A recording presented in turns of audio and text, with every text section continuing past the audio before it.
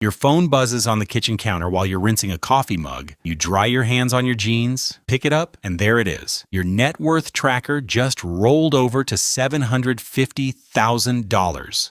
No confetti, no notification sound worth remembering, just 6 digits sitting there next to your name. You probably smile for a second. Maybe you take a screenshot you'll never show anyone, tucked into a folder buried 3 screens deep on your phone. Then you go back to rinsing the mug, because it's a Tuesday, and there's nowhere to put a feeling like this. By most measures, you're doing better than the overwhelming majority of people your age, and that's exactly the problem, because this is the most dangerous number you will ever hit, and almost nobody tells you why. Here's what changes the second you cross this line. At $10,000, a bad decision costs you a bad month. At $100,000, a 10% drop costs you 10 grand, which stings, but you can out-earn it. At $750,000, that same 10% drop is $75,000, gone in a stretch of bad weeks, and for most people, that's more than a full year of take-home pay. You can no longer save your way out of a mistake. The portfolio is now bigger than your paycheck. Your income built the first $750. Your habits decide whether it becomes $1 million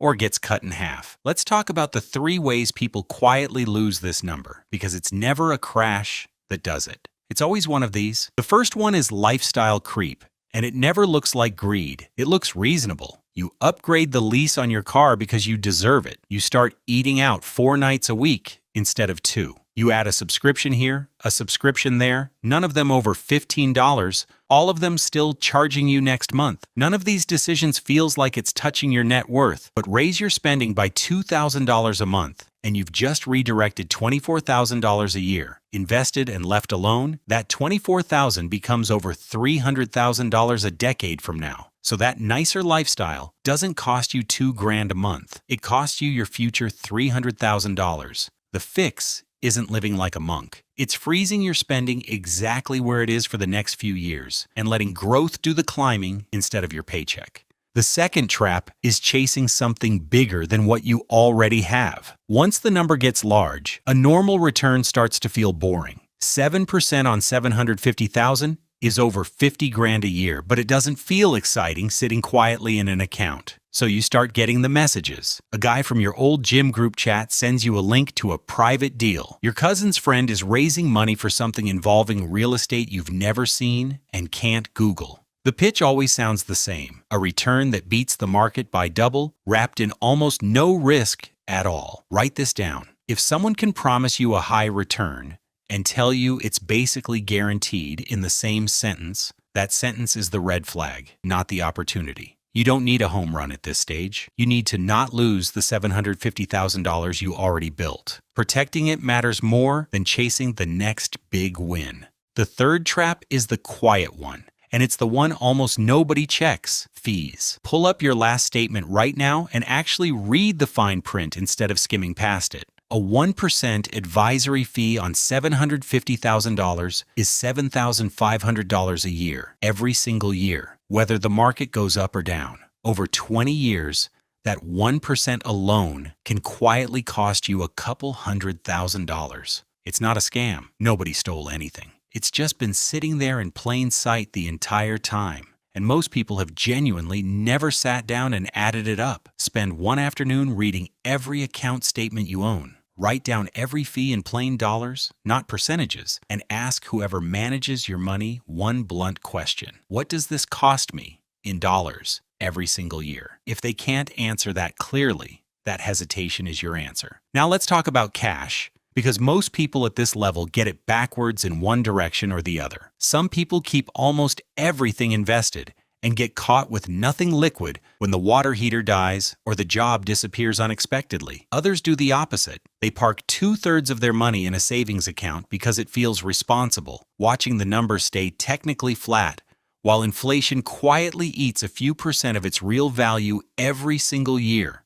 Neither one is smart. What you actually want is 3 to 6 months of expenses sitting somewhere boring and accessible, enough to sleep at night, and the rest working for you in a diversified, low-cost investment account. That's it. Not zero cash, not a fortune in cash, a specific, boring number that does its one job and nothing else. There's also a timing risk that almost nobody explains properly, and it matters more the closer you get to actually using this money. Two people can average the exact same 7% return over 20 years and still end up worlds apart, purely because of when the bad years happen to hit. If a downturn lands early, right when you're starting to pull money out, you lock in losses that the recovery years afterward can't fully undo. This is why the years right around any major withdrawal, whether that's retirement or buying a house outright, are the most fragile stretch of your entire plan. A cash cushion during that window isn't playing it safe out of fear. It's armor. Here's the part that surprised me the most researching this. The habits that get you to $750,000 and the habits that protect it are almost opposites. Getting here rewarded hustle, working extra hours,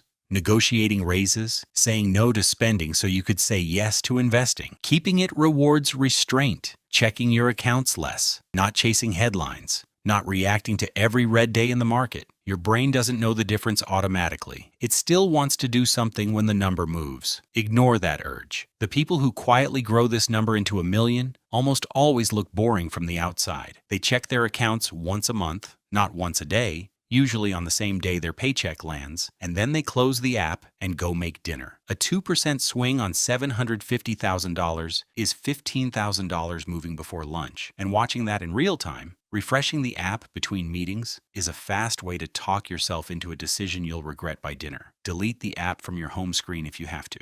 Put it on the second page. Behind the folder, nobody opens. Small friction is often the only thing standing between you and a mistake you can't undo. One more thing almost nobody does at this stage, and it takes about an afternoon. If something happened to you tomorrow with no will and no updated beneficiaries, this entire number could sit frozen for a year while paperwork sorts itself out. A basic will and current beneficiary forms move that money to the people you actually want it to reach, in weeks instead of months. Basic liability coverage, the kind that costs a few $100s a year, protects the whole $750,000 from a single bad accident lawsuit. People insure a $30,000 car and leave a number 25 times bigger, completely exposed. Check your beneficiaries today. Most people find an ex-partner, a parent who passed years ago, or a blank field they forgot even existed. So here's where this actually lands. Whatever your number is right now, 50,000, 300,000, or you just crossed the same line, the lesson doesn't change. The habits that got you here are not the habits that keep it.